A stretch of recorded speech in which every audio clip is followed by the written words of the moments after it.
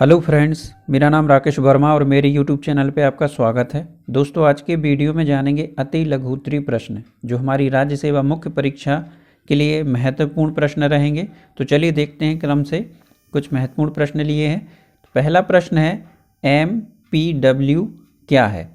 पहला प्रश्न MPW क्या है। तो MPW योजना है जो है बहुउद्देशीय कार्यकर्ता योजना है, 1947 में प्रस्तुत की गई। इसका प्रमुख लक्ष्य एक उद्देशीय कार्यक्रमों को संभावित और बहुउद्देशीय कार्यक्रम बनाना है। प्राथमिक स्वास्थ्य केंद्रों के स्तर पर 425 चिकित्सा स्टाफ को स्वास्थ्य सहायकों महिला तथा पुरुष दोनों के रूप में नया पदनाम दिया गया। इस कार्यक्रमों के पुनः अभिविन्यास हेतु MPW योजना के अंतर्गत समुचित प्रशिक्षण कार्यक्रम आयोजित किए गए। इसमें 50,000 जनसंख्या पर एक स्वास्थ्य कार्यकर्ता नियुक्त किया गया। अगला प्रश्न है प्रतिरक्षा प्रणाली इम्यूनिटी को समझाइए। तो शरीर का प्रतिरक्षा तंत्री बाहरी तथा आंतरिक कारकों की पहचान कर सकता है। जब शरीर में किसी बाहरी रसायन या रोगकारी जीव का प्रवेश होता है तो यह उस कारक या जीव की पहचान करके उसके प्रति अनुक्रिया करता है, और यह अनुक्रिया या तो उस कारक को नष्ट कर देती है या उसे अक्रिय कर देती है। इससे उस कारक का शरीर पर कोई प्रभाव नहीं हो पाता है। इसे ही प्रतिरक्षा या रोधक क्षमता कहते हैं। अगला प्रश्न है भारत में पूरक पोषण कार्यक्रम कौन कौन है। दोस्तों, ये लघु उत्तरीय है, इनका उत्तर 2 से 3 लाइनों में दिया जाता है। तो भारत में पूरक पोषण कार्यक्रम कौन कौन से हैं। तो भारत में कुपोषण की समस्या सबसे विकराल समस्या है, और इससे निपटने के लिए सरकार द्वारा समय समय पर अनेक महत्वपूर्ण पोषण कार्यक्रमों को संचालन किया जा रहा है। जैसे कि पहला समेकित बाल विकास कार्यक्रम 1975, मध्याह्न भोजन कार्यक्रम 1995 से, सबला योजना 2010 से, किशोरी शक्ति योजना 2005-06 और सुपोषण अभियान 2014 से। अगला प्रश्न है UNFPA क्या है। तो UNFPA अर्थात संयुक्त राष्ट्र जनसंख्या गतिविधि कोष की स्थापना प्रजनन और स्वास्थ्य सेवाओं को बेहतर बनाने के उद्देश्य से 1969 में की गई थी। इसका मुख्यालय न्यूयॉर्क में है। इसका कार्य महिला, पुरुष और बच्चे के अधिकार, स्वास्थ्य और आनंदमय जीवन के अवसरों को बढ़ाना है। दूसरे शब्दों में इसका उद्देश्य जनसंख्या नियंत्रण तथा परिवार नियोजन के कार्यक्रमों को समन्वित करना और उन्हें प्रोत्साहन देना है। अगला प्रश्न है सार्वजनिक लेखांकन में लेखांकन के कोई 3 लाभ बताइए। तो सार्वजनिक लेखांकन के लाभ। पहला, सार्वजनिक लेखांकन से प्राप्त जानकारी के आधार पर देश के लिए आर्थिक नीति का निर्धारण और उसका क्रियान्वयन आसान हो जाता है। दूसरा, राष्ट्र के वित्तीय आंकड़ों के संकलन के लिए आवश्यक वित्तीय जानकारी सार्वजनिक लेखों से ही प्राप्त होती है। तीसरा, इससे विभिन्न प्रकार के उत्तरदायित्व सुनिश्चित करने में आसानी होती है। अगला प्रश्न है नियंत्रक महालेखा परीक्षक के कार्य। तो इसका उत्तर यदि हमें अति लघु में देना है तो इस तरीके से रहेगा कि भारतीय संविधान के अनुच्छेद 149 में नियंत्रक महालेखा परीक्षक के कार्यों का वर्णन किया गया है, जो कि इस प्रकार हैं। पहला है यह भारत की संचित निधि तथा सभी राज्यों की संचित निधि से खातों के सभी प्रकार के खर्चों का परीक्षण करता है। दूसरा, भारत की आकस्मिक निधि तथा सभी राज्यों की आकस्मिक निधि से होने वाले सभी खर्चों का परीक्षण करता है। तीसरा, संसद की लोक लेखा समिति के मार्गदर्शक, मित्र और सलाहकार के रूप में भी कार्य करता है। अगला प्रश्न है नौकरशाही क्या है और इसके लक्षण बताइए। तो नौकरशाही का अर्थ होता है अधिकारियों का शासन।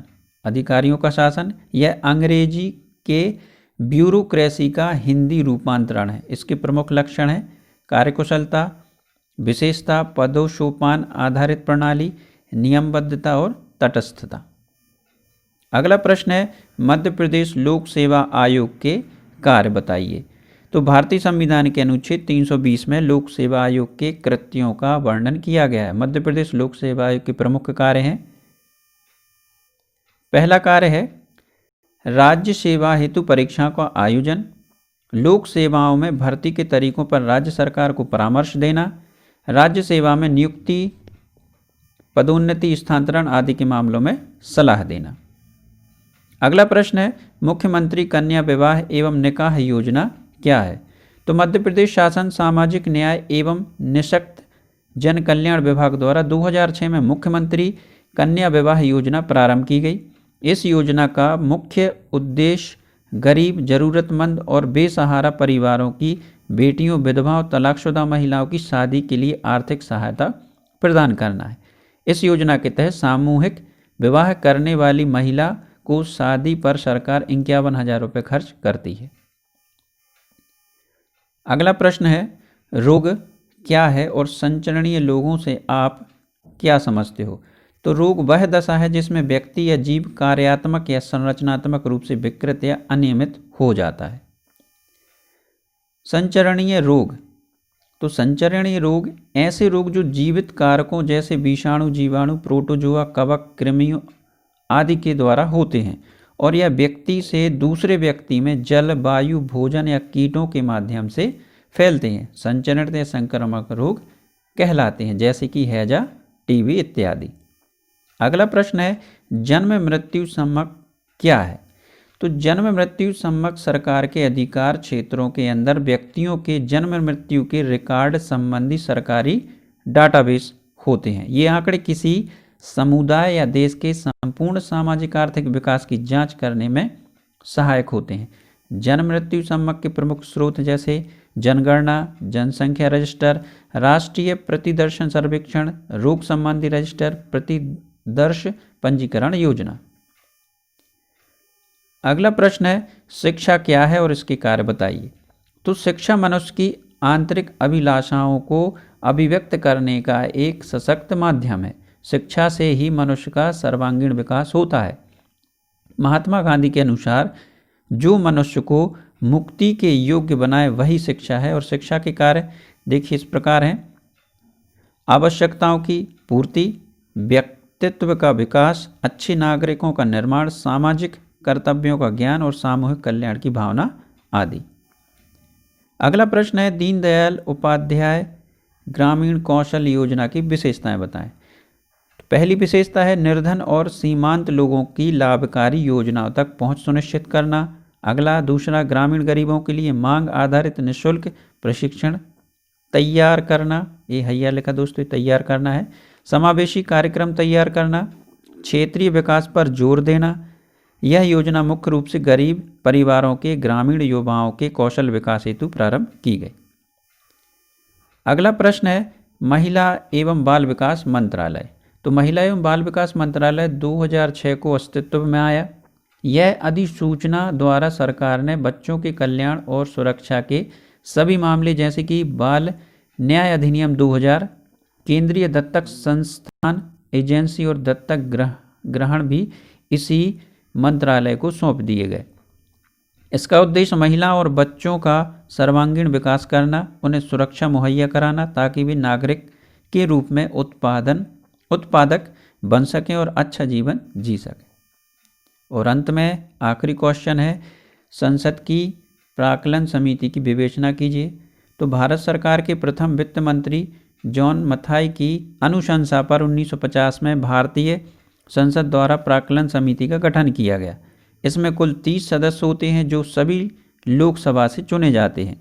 इस समिति का कार्यकाल 1 वर्ष का होता है। यह एक महत्वपूर्ण वित्तीय समिति है जो वार्षिक बजट में रखे गए प्राक्कलनों की जांच करती है तथा सार्वजनिक विभागों में वित्त व्ययिता हेतु आवश्यक सुझाव देती है। तो दोस्तों ये थे आज के वीडियो में अति लघु उत्तर प्रश्न। तो आशा करता हूँ आपको मेरा वीडियो पसंद आया होगा। वीडियो पसंद आया हो तो लाइक करें, अपने दोस्तों के साथ शेयर भी करें और मेरे चैनल को सब्सक्राइब करना ना भूलें। Thank you.